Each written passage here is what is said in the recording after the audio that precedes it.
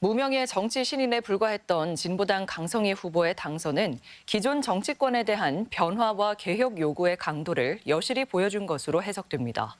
하지만 내년 총선 또 한 번의 시험대에 오르기까지 시간이 그리 많지 않다는 점에서 이제는 국회의원으로서 역량을 증명해야 하는 과제를 안게 됐습니다. 허현우 기자입니다.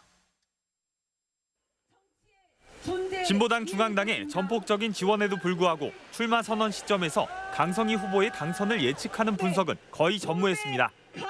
하지만 서민 친화적 공약 발굴과 아울러 현 정권에 대한 비판의 선명성이 두각을 나타내면서 여론조사에서 깜짝 선두에 올라섰고 그 여세를 몰아 결국 승리를 거머쥐었습니다.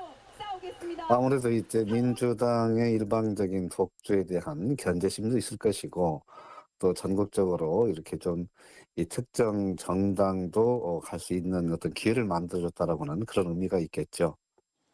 특히 이재명 대표 체포 동의안 등 일련의 과정에서 보여준 정의당의 모호한 태도는 유권자들에게 또 다른 대한정당의 원내 진출 필요성을 자극한 것으로 해석됩니다. 하지만 국회의원으로서 자신의 능력을 증명할 수 있는 시간은 그리 많지 않습니다. 임기는 내년 5월 말까지 1년 2개월 남짓인데 사실상 연말부터는 22대 총선 전국으로 접어들기 때문입니다. 지역 냉주 민주당은 경선 과정부터 컨벤션 효과를 누릴 것이 자명하고 국민의힘 비례대표인 정운천 의원도 지역구 귀환을 공언하고 있습니다. 이 때문에 선거 과정에서 제시한 수많은 공약들이 다시 검증대에 오를 수밖에 없습니다. 강 당선인은 서민대출금리 인하 3법과 수소도시 완성을 위한 전주 완주 통합, 그리고 농협중앙회 등 금융공기업 이전을 공약한 바 있습니다. 농협은행과 유통제조, 식품 등 농협중앙회를 통째로 옮겨오고 한국투자공사 등 금융공기업을 유치하여 전북형 공공은행을 설립하겠습니다.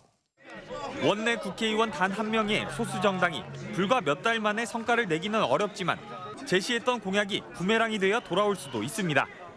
반면 악조건 속에서도 의정활동에 대한 열정과 존재감을 드러낸다면 기존 정치 세력과의 차별화를 통해 재선의 탄력을 받을 수도 있습니다. 결국 강 당선인에게 주어진 1년 2개월의 임기는 스스로에게 위기이자 기회의 시간일 수밖에 없습니다. MBC 뉴스 허현호입니다.